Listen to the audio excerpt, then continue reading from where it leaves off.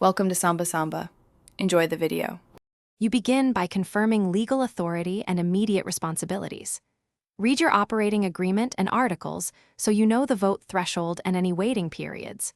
Once clear, check federal and state tax accounts and note outstanding returns or payroll liabilities. Next, call a members' meeting or circulate a written consent. Document the resolution to dissolve and collect signatures. Make sure to set a clear date for winding up. This starts statute timelines and prevents surprises later. Once the vote is recorded, file articles of dissolution with the Secretary of State and pay the filing fee. Different states have different forms, so use the exact one required. Meanwhile, stop taking new business, notify vendors and customers, and prioritize settling creditors. Send written notices and document payments. Make sure to cancel business licenses and close bank and merchant accounts after obligations are cleared, because remaining accounts can create ongoing tax and liability exposure.